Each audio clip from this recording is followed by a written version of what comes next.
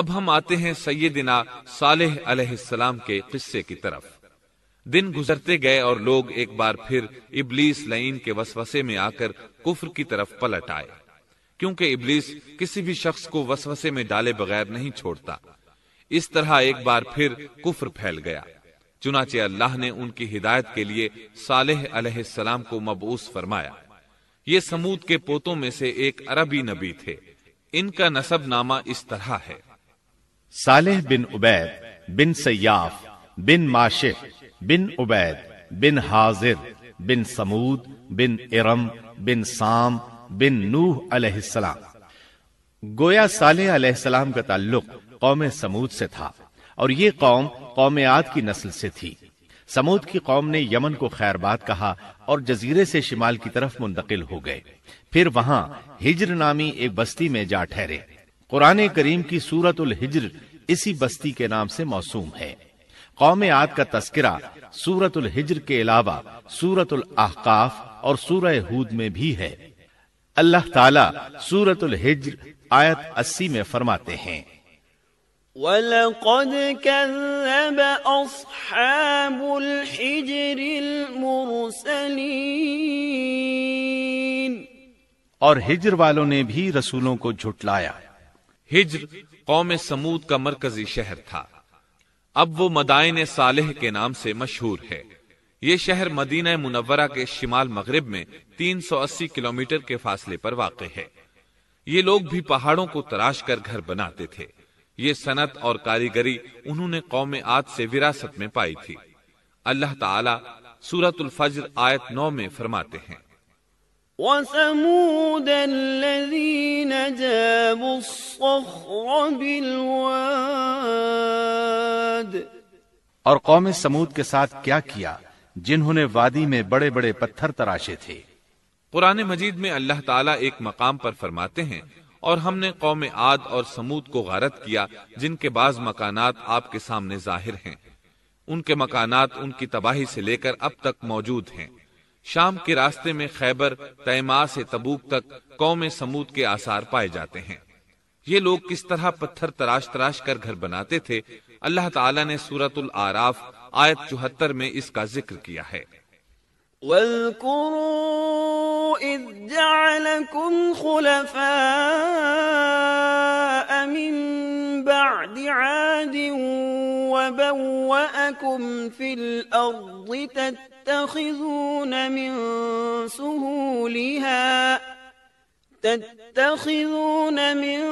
سُهُولِهَا قُصُورًا وَتَنْحِتُونَ الْجِبَالَ بُيُوتًا فَاذْكُرُوا آلَاءَ اللَّهِ وَلَا تَعْثَوْا فِي الْأَرْضِ مُفْسِدِينَ۔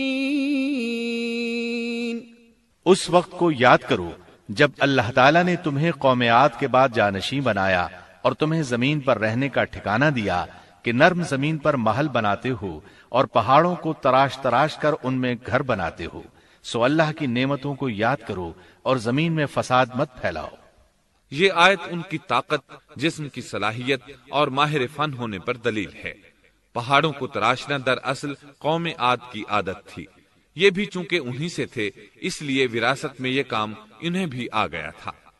جس طرح اللہ نے عاد کو اپنی نعمتوں سے نوازا تھا، اسی طرح سمود کو ان سے بڑھ کر نعمتیں دی تھیں۔ اللہ تعالیٰ صالح علیہ السلام کی زبانی ان سے فرماتے ہیں: اے قوم سمود، کیا تمہیں ان چیزوں میں بے فکری سے رہنے دیا جائے گا، یعنی باغات، چشموں، کھیتوں اور کھجوروں میں جن کا خوشہ ملائم ہے، اور تم پہاڑوں کو تراش کر پرتکلف گھر بناتے ہو؟ پس اللہ سے ڈرو اور میرا کہنا مانو۔ لیکن ان لوگوں نے ہر طرح سے قوم عاد کی پیروی کی، نصیحت پکڑنے کی بجائے بتوں کی عبادت شروع کر دی۔ اللہ نے ان کے درمیان صالح علیہ السلام کو مبعوث فرمایا۔ آپ نبوت ملنے سے پہلے بھی عقل مند اور علم والے تھے، باعزت گھرانے سے تعلق رکھتے تھے، اپنے معاملات میں لوگ ان سے مشورے لیتے تھے، لہٰذا انہیں ایک خاص مقام حاصل تھا۔ لیکن جب آپ نے انہیں ایک اللہ پر ایمان لانے، اس کے سوا کسی کی عبادت نہ کرنے کی دعوت دی تو ان کا ساتھ چھوڑ گئے۔ جواب میں ان سے کہنے لگے: يا صالح قد كنت فينا مرجوا قبل هذا. اے صالح، اس سے پہلے تو ہم تجھ سے بہت کچھ امیدیں لگائے ہوئے تھے. مطلب یہ کہ پہلے تو ہمارے نزدیک آپ کا بہت مرتبہ تھا، مقام تھا، ہمیں آپ سے بہت امیدیں تھیں، لیکن آپ نے تو یہ باتیں کہہ کر ہماری ساری امیدوں پر پانی پھیر دیا. ان کے اس جواب کے باوجود صالح علیہ السلام انہیں اللہ کی طرف بلاتے رہے اور ان سے کہتے رہے، اے میری قوم، اللہ کی عبادت کرو، اس کے سوا تمہارا کوئی معبود نہیں. تمام انبیاء کی اپنی اپنی قوم کو یہی دعوت تھی کہ اے لوگو، اللہ کی عبادت کرو، اسی نے تمہیں زمین سے پیدا کیا ہے، اسی نے تمہیں زمین میں آباد کیا ہے، اس سے معافی طلب کرو، یقیناً میرا رب قریب ہے اور دعاؤں کو قبول کرنے والا ہے. اے میری قوم، تم نیکی سے پہلے برائی کی جلدی کر رہے ہو. اللہ سے معافی کیوں نہیں مانگتے کہ تم پر رحم کیا جائے؟ اللہ سے ڈرو، میری اطاعت کرو، حد سے گزر جانے والے بے باک لوگوں کی اطاعت سے باز آؤ. وہ ملک میں فساد پھیلا رہے ہیں اور اصلاح نہیں کرتے. صالح علیہ السلام نے ہود علیہ السلام کی طرح اپنی قوم کو نصیحت کی، لیکن ان ظالموں نے بھی اسی طرح کفر کیا جیسے قوم عاد نے کیا تھا. کہنے لگے، یہ کیسے ہو سکتا ہے کہ ہم اپنے میں سے ایک شخص کے تابع ہو جائیں؟ اس اکیلے کی اتنی زیادہ فضیلت کی آخر کیا وجہ ہے؟ ہم نہیں مان سکتے کہ ہم میں صرف اسی ایک پر اللہ کی باتیں نازل ہوتی ہیں. پھر وہ اس سے بھی آگے بڑھے اور اللہ کے نبی کو کھلے الفاظ میں پرلے درجے کا جھوٹا کہا، جادوگر کہا. پھر یہ سرکش اور کافر لوگ صالح علیہ السلام کے ساتھ ایمان لانے والے کمزور غریب لوگوں کو مخاطب کر کے کہنے لگے، کیا تم صالح پر ایمان رکھتے ہو؟ ہم تو اس کے منکر ہیں. اس طرح صالح علیہ السلام دن رات انہیں دعوت دیتے رہے، یہاں تک کہ یہ لوگ صالح علیہ السلام سے کہنے لگے، تم نے اور تمہارے ساتھیوں نے ہمارے اندر نحوست پھیلا رکھی ہے اور اسی لیے ہم مشکلات اور مصائب کا شکار ہیں، لہٰذا تم ہم سے دور ہو جاؤ. صالح علیہ السلام نے انہیں جواب دیا، تم پر نحوست اللہ کی طرف سے ہے، تم فتنے میں پڑے ہوئے لوگ ہو. پھر اس کے بعد وہ لوگ صالح علیہ السلام سے مکمل طور پر دشمنی کرنے لگے اور انہوں نے آپ کو یہاں تک کہہ دیا کہ آپ ہماری مجلس میں نہ آیا کریں کیونکہ آپ منحوس ہیں.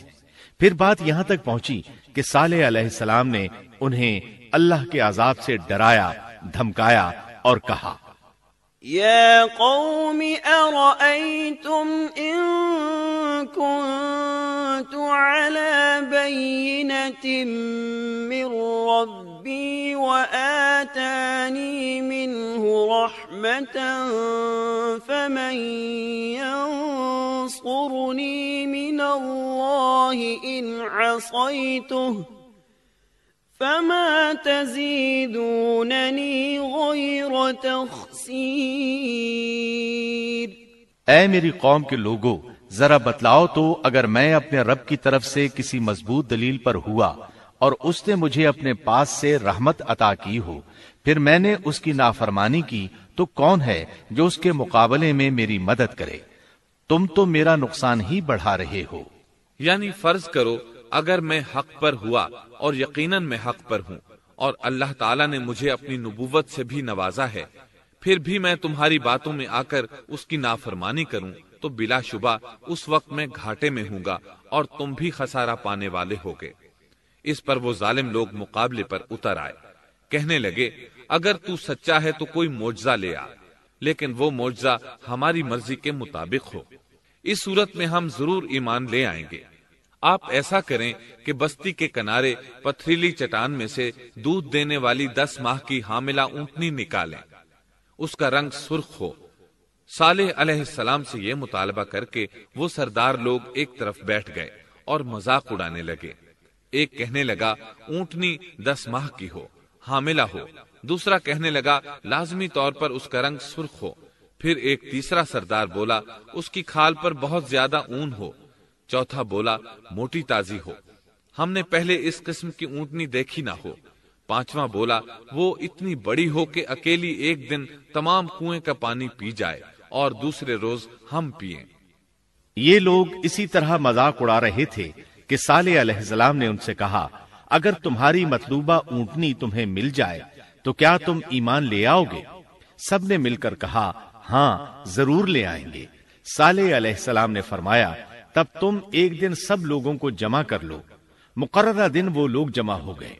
ان کی موجودگی میں صالح علیہ السلام نے اللہ سے دعا کی۔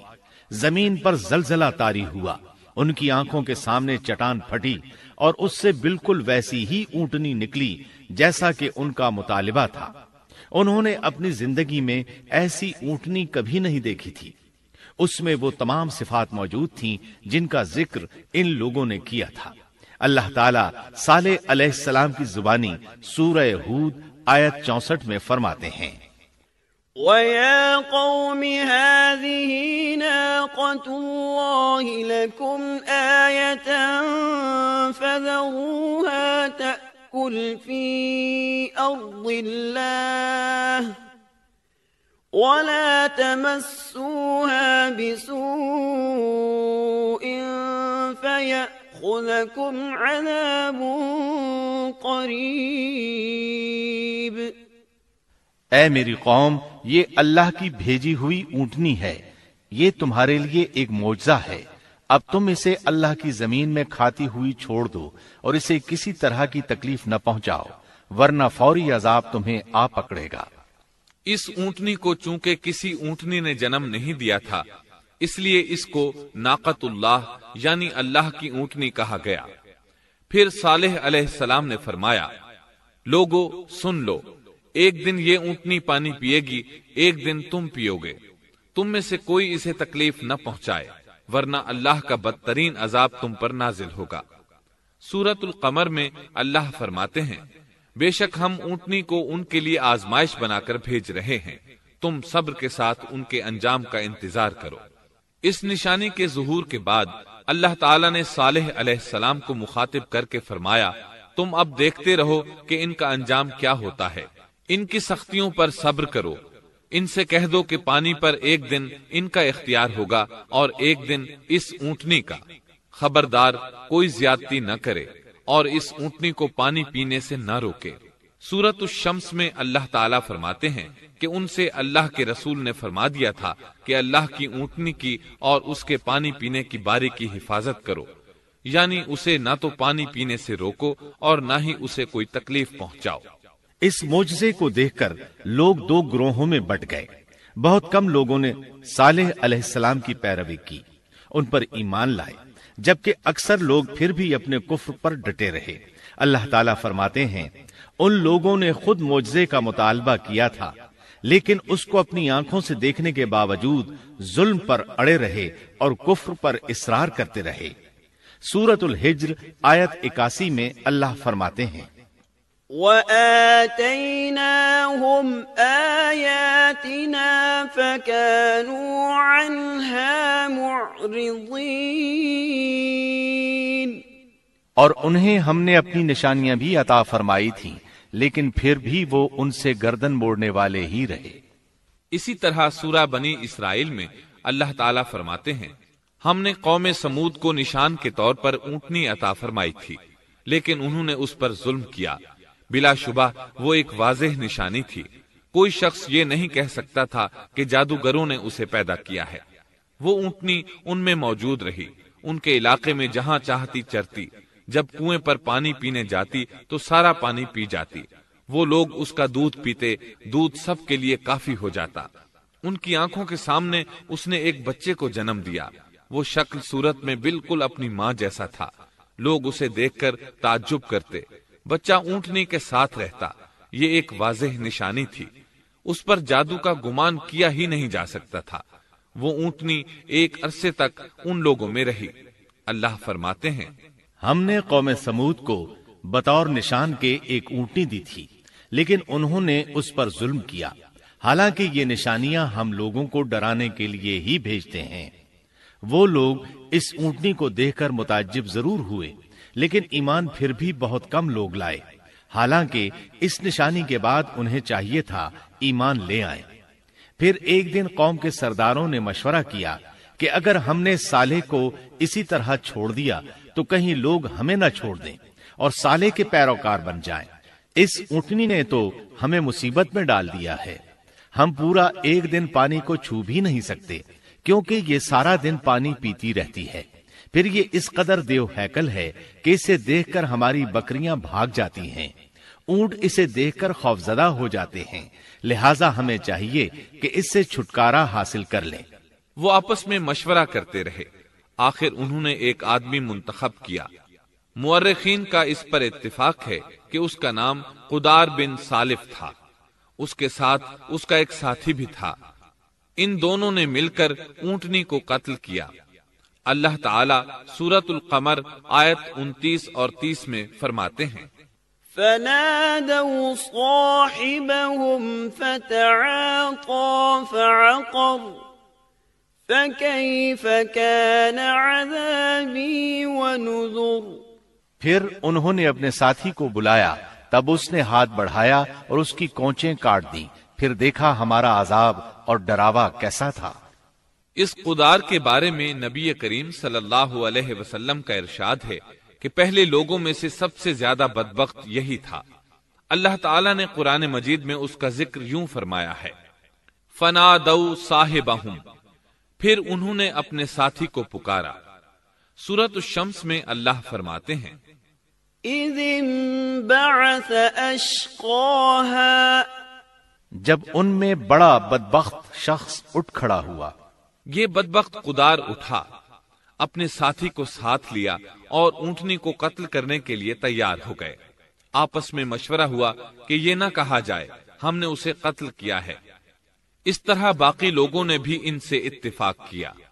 اللہ تعالیٰ سورہ نمل آیت 48 میں فرماتے ہیں، وَكَانَ فِي الْمَدِينَةِ 9 رَهْطٍ يُفْسِدُونَ فِي الْأَرْضِ وَلَا يُصْلِحُونَ۔ اور اس شہر میں 9 آدمی ایسے تھے جو زمین میں فساد کرتے تھے اور اصلاح نہیں کرتے تھے۔ مطلب یہ کہ یہ لوگ فساد کی انتہا کو پہنچے ہوئے تھے، ان میں بھلائی نام کو نہیں تھی اور نہ ان کا فساد کی اصلاح کا ارادہ تھا۔ بخاری، مسلم اور مسند احمد کی ایک حدیث میں ہے، رسول اللہ صلی اللہ علیہ وسلم نے ایک بار اپنے خطبے میں اس اونٹنی اور اسے مار ڈالنے کا ذکر فرمایا۔ آیت اذم بعثا اشقاہا کی تلاوت کرتے ہوئے فرمایا کہ جیسے ابو زمعہ تھا، اسی جیسا یہ شخص بھی اپنی قوم میں عزیز، دلیر اور بڑا آدمی تھا۔ تمام لوگوں نے اس بدبخت کے ساتھ عہد کیا اور اسے یقین دہانی کرائی کہ اگر تمہارے ساتھ کسی نے برائی کا ارادہ کیا تو تمام قوم تمہاری حمایت میں اٹھ کھڑی ہوگی۔ اس یقین دہانی کے بعد یہ بدبخت اونٹنی کے انتظار میں بیٹھ گئے۔ اونٹنی پہاڑ کی طرف سے آتی تھی اور پانی پی کر واپس چلی جاتی تھی، یہی اس کا معمول تھا۔ جب ان لوگوں نے چٹان سے اونٹنی کو نکلتے دیکھا تو اچانک حملہ کرنے کے لیے آگے بڑھے، لیکن اس کا جثہ دیکھ کر خوفزدہ ہو گئے، الٹے پاؤں بھاگے۔ بدبخت قدار نے اپنے ساتھیوں کی یہ حالت دیکھی تو ہنس پڑا اور آگے بڑھ کر اونٹنی کی ران میں تیر مارا۔ اس سے اونٹنی کی ران کی ہڈی ٹوٹ گئی اور وہ نیچے گر گئی۔ پھر اس ظالم نے اپنے ساتھیوں کو آواز دی اور آگے بڑھ کر اونٹنی کی کونچیں کاٹ دی۔ سورۃ الشمس میں اللہ تعالیٰ فرماتے ہیں، ان لوگوں نے اپنے پیغمبر کو جھوٹا سمجھ کر اس اونٹنی کی کونچیں کاٹ دی، پس ان کے رب نے ان کے گناہوں کے باعث ان پر ہلاکت ڈالی اور پھر ہلاکت کو عام کر دیا اور اس بستی کو برباد کر دیا۔ اونٹنی کی کونچیں کاٹ دیے جانے کے بارے میں اللہ تعالیٰ ایک دوسرے مقام پر فرماتے ہیں کہ پس انہوں نے اونٹنی کو مار ڈالا اور اپنے پروردگار کے حکم سے سرتابی کی اور کہنے لگے، اے صالح، جن عذابوں سے تو ہمیں دھمکاتا رہتا تھا، اگر تو واقعی پیغمبر ہے تو ان عذابوں کو ہم پر نازل کرا دے۔ اونٹنی پر حملہ ہوتے ہی اس کا بچہ بھاگ نکلا تھا۔ وہ پہاڑ کی چوٹی پر چڑھ گیا، 3 مرتبہ بلبلایا۔ یہ بدبخت اس کے پیچھے بھاگے اور آخر اسے بھی قتل کر دیا۔ پھر تمام بستی والے جمع ہوئے، اونٹنی اور اس کے بچے کا گوشت تیار کیا اور مزے کے ساتھ اس کو کھایا۔ اس جرم میں ان سب نے شرکت کی، البتہ جو لوگ صالح علیہ السلام پر ایمان لے آئے تھے وہ الگ تھلگ رہے۔ صالح علیہ السلام کو جب یہ خبر ملی تو وہ گھبرائے ہوئے اونٹنی کے پاس پہنچے۔ اونٹنی بے جان پڑی تھی، اس کا بچہ بھی بے جان تھا۔ لوگ ان کے گرد جمع تھے اور ان کا گوشت کھا رہے تھے۔ اس وقت صالح علیہ السلام نے ان سے کہا، فقال تمتعوا في داركم 3 أيام ذلك وعد غير مكذوب۔ اس پر صالح نے کہا کہ اچھا تم 3 دن تک اپنے گھروں میں رہ سہ لو، یہ وعدہ جھوٹا نہیں ہے۔ مطلب یہ کہ تمہیں صرف 3 دن کی مہلت ہے، اس کے بعد تم سب کے سب ہلاک کیے جاؤ گے۔ وہ صالح علیہ السلام کی بات کو رد کرتے ہوئے انہیں دھمکیاں دینے لگے کہ جن عذابوں کا تو ہم سے وعدہ کر رہا ہے، اگر تو سچا ہے تو ان کو ہم پر نازل کر دے۔ اس کے بعد وہ جمع ہو کر مشورہ کرنے لگے کہ آج رات صالح کو بھی مار ڈالو۔ ان کے اس مشورے کے بارے میں اللہ تعالی سورۃ النمل آیات 48 اور 49 میں فرماتے ہیں، اس شہر میں 9 سردار تھے، وہ زمین میں فساد پھیلاتے رہتے تھے اور اصلاح نہیں کرتے تھے۔ انہوں نے آپس میں بڑی بڑی قسمیں کھا کھا کر عہد کیا کہ رات ہی کو صالح اور اس کے گھر والوں پر چھاپا ماریں گے اور اس کے وارثوں سے صاف کہہ دیں گے کہ ہم اس کے اہل کی ہلاکت کے وقت موجود نہیں تھے اور ہم بالکل سچے ہیں۔ اب یہ لوگ صالح علیہ السلام کے گھر کی طرف چلے۔ اللہ تعالیٰ سورۃ النمل آیات 50 اور 51 میں فرماتے ہیں، وَمَكَرُوا مَكْرًا وَمَكَرْنَا مَكْرًا وَهُمْ لَا يَشْعُرُونَ فَانظُرْ كَيْفَ كَانَ عَاقِبَةُ مَكْرِهِمْ أَنَّا دَمَّرْنَاهُمْ وَقَوْمَهُمْ أَجْمَعِينَ۔ اور انہوں نے ایک داؤ کھیلا، سو ہم نے بھی ایک ایسا داؤ کھیلا کہ انہیں خبر بھی نہ ہوئی۔ پھر دیکھو کہ ان کے داؤ کا کیا انجام ہوا، ہم نے انہیں اور ان کی ساری قوم کو ہلاک کر دیا۔ صالح علیہ السلام کا گھر پہاڑ کی بلندی پر تھا۔ یہ فسادی لوگ ابھی اوپر چڑھ رہے تھے کہ زمین حرکت کرنے لگی۔ ایک چٹان اوپر سے لڑھکتی ہوئی آئی اور ان تمام کو پیس کر رکھ دیا۔ ان 9 فسادی لوگوں کی ہلاکت کے ساتھ ہی اللہ کے عذاب کی ابتدا ہو چکی تھی۔ چنانچہ صالح علیہ السلام نے اپنے ساتھیوں کے ساتھ اس بستی کو چھوڑ دیا، یعنی وہ ہجر کے علاقے سے نکل گئے۔ صبح ہوئی تو لوگوں نے ایک عجیب منظر دیکھا۔ قوم سمود کے تمام لوگوں کے چہرے زرد پڑ چکے تھے، وہ سب رونے لگے کیونکہ عذاب کے آثار شروع ہو چکے تھے۔ دوسرے دن تمام لوگوں کے چہرے آگ کی طرح سرخ ہو گئے اور تیسرے دن تمام کے چہرے سیاہ ہو چکے تھے۔ اپنی یہ حالت دیکھ کر سب لوگ رونے اور چیخ پکار کرنے لگے، اپنی قبریں کھودنے لگے۔ اب انہیں یقین ہو چکا تھا کہ عذاب کا وعدہ برحق تھا۔ اللہ تعالیٰ نے انہیں پہلی قوموں کی طرح ایک قسم کا عذاب نہیں دیا تھا، جیسے قوم نوح کو صرف طوفان کے ذریعے ہلاک کیا گیا، قوم عاد کو صرف طوفانی ہوا کے ذریعے ہلاک کیا گیا، لیکن قوم سمود کو اللہ تعالیٰ نے طرح طرح کے عذابوں سے دوچار کیا، اس لیے کہ انہوں نے اپنی مطلوبہ شرط پوری ہونے کے باوجود ایمان قبول نہیں کیا تھا۔ عذاب کی ابتدا زلزلے سے ہوئی، زمین حرکت کرنے لگی۔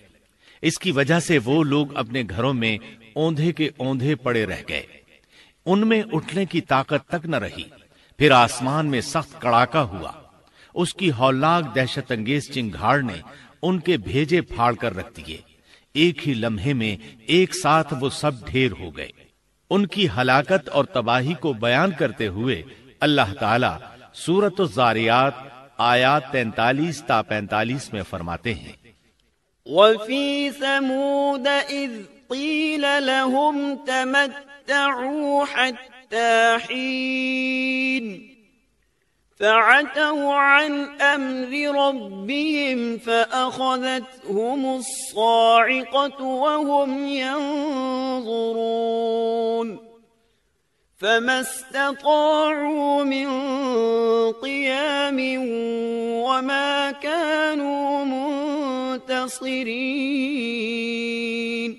اور سمود کے قصے میں بھی عبرت ہے، جب ان سے کہا گیا کہ تم کچھ دن تک فائدہ اٹھا لو، لیکن انہوں نے اپنے رب کے حکم سے سرتابی کی، اس پر انہیں ان کے دیکھتے دیکھتے تیز و تند کڑاکے نے ہلاک کر دیا، پس نہ تو وہ کھڑے ہو سکے اور نہ بدلہ لے سکے۔ اسی طرح سورہ ہود میں اللہ تعالیٰ نے ان کی تباہی کا نقشہ اس طرح کھینچا ہے کہ ایک زور کی کڑک نے ان ظالموں کو آ لیا، پھر تو وہ اپنے گھروں میں زانوں کے بل مردہ پڑے رہ گئے، ایسے گویا کہ وہ کبھی آباد ہی نہ تھے۔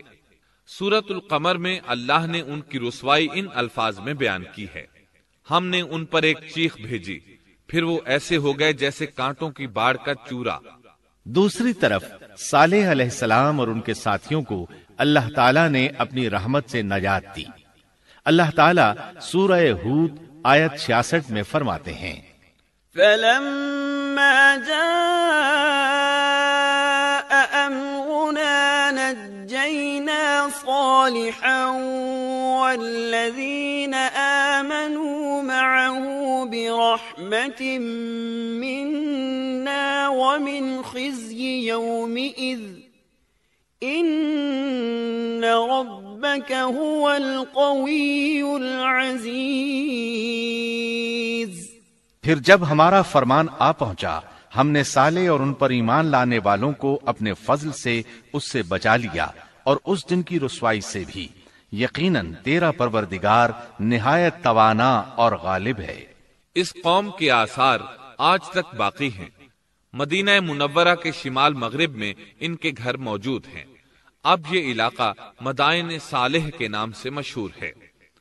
سورۃ النمل میں اللہ تعالیٰ فرماتے ہیں: پس یہ ان کے گھر ہیں جو ان کے ظلم کے سبب ویران پڑے ہیں، بے شک اس میں دانش مندوں کے لیے نشانیاں ہیں۔ اللہ تعالیٰ نے ان کے نشانات کو آج تک باقی رکھا ہے تاکہ بعد میں آنے والوں کو یقین ہو جائے اور کسی قسم کا شک نہ رہے۔ عذاب کے آثار نمودار ہونے پر صالح علیہ السلام نے ان سے فرمایا تھا: اے میری قوم، میں نے تمہیں اپنے پروردگار کا حکم پہنچا دیا تھا اور میں نے تمہاری خیر خواہی کی، لیکن تم لوگ خیر خواہوں کو پسند نہیں کرتے۔ اس کے بعد صالح علیہ السلام اپنے ساتھیوں کے ساتھ وہاں سے ہجرت کر کے فلسطین آ گئے، وہیں رملہ نامی بستی میں رہنے لگے اور یہیں آپ کی وفات ہوئی۔